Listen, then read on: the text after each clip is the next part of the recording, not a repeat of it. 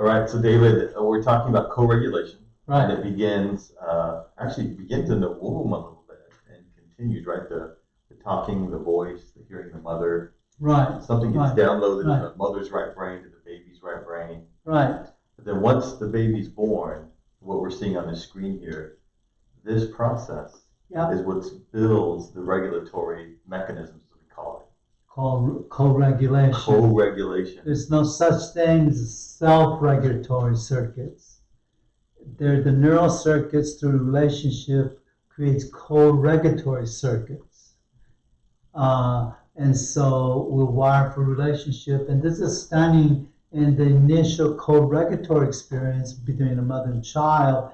Post-birth is usually gazing face to face. So breastfeeding beyond the nutritional value of the baby receiving the mother's milk is essential. Now, people who bottle feed can do the same thing if they linger after the bottle feeding, okay? And so, you see in the face-to-face, this child, before language, cannot put into language the experience, but if you take a video camera of the baby and look at the seven language, non-verbal language domain, you can see that the baby is aware of itself having experience with the other. In psychoanalysis, the baby is consolidating inside because this way his brain is organized. The brain is organizing, collecting data, classifying it to make structural organizational sense. And one of the things it does, which you know, that happens before birth is the internal working model, IWM, internal working model. And that model, the baby through the implicit memory system is constructing, okay, we are in the world of relationship. Who am I? Who is the other person? And how is the relationship? Sense of self, sense of other, sense of relationship of the self in interaction, but never the sense of self. The baby isn't saying, let me figure out who I am. Right. The baby is determining who I am in a relationship, right? Yeah. So what you said is really fascinating. So you're saying that it's this activity, the gazing, the cooing, the attunement, and the touch. The touch that begins to create the baby a sense of how the world. She's nourishing him with milk, but developing his psyche, his identity. Exactly, but this is the point I think is so fantastic. It's in this relationship that this baby is beginning to learn what the world is like. And who the baby is. In relationship. So when the baby makes a statement with language acquisition, who are you, John? Oh, I am John.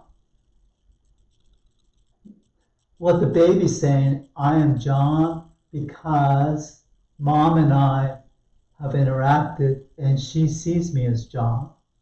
Wow. That's profound. But our society thinks, oh, self-identity, self-worth, consolidate that, be your own person, be independent. There's no such thing as an independent mind. This brain is a social brain. It's not an isolated brain. You don't have an isolated brain. You have an interdependent brain. You have an independent brain. There is no independence. There's interdependence. And so the extremes that we talk about are, I know you don't like the word codependent sometimes because we're not really sure what that is, but not codependent and not radically independent. Yeah. But healthy is moving back and forth in a healthy interdependence. Precisely.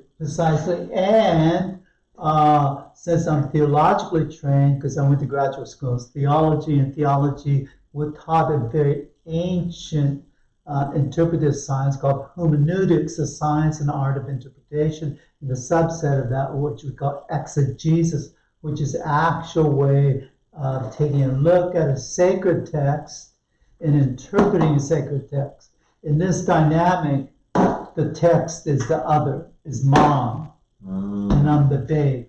And we know from the Christian church's inherited and practice and refined the art of interpretation the last 2,000 years, which we received from the Jewish community another 1,000 years previous to that, 1,500, 1,000 years before that. So we have a very ancient science, and in exegesis you have a systematic. So I'm trained in that, so you could hand me any verse in the Bible and give me about 4 hours, and I can come up with a fairly good enough initial interpretation what that text is saying.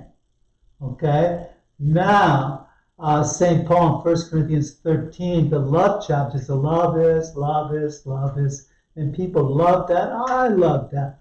But what strikes me is, I think it's verse 12 or 13, after he describes love, he says, now we see through a darkened mirror, but then face to face, we will know as we know. Co-regulation. Heaven is co-regulatory experience without limitation. This is God, this is a human. The good news is we're made for relationship to God and with each other. And we thrive. We thrive. In relationship. Yeah, in my opinion, there's no such thing as an atheist. Atheist is an intellectual organization, an objection, a good objection. Because a lot of, and I can say this as a Christian, a lot of Christians say nutty things and think nutty things. But I'm looking at the sacred text. Mom, what are you really trying to say to me? Psychoanalysis, my background, clinical training, I have to interpret the subjective text. It's the same as interpreting the sacred text, step by step by step, straight down. So when I started to learn psychoanalysis, I said, oh, I know what this is. I've been doing this in theology for years and years. Co-regulation.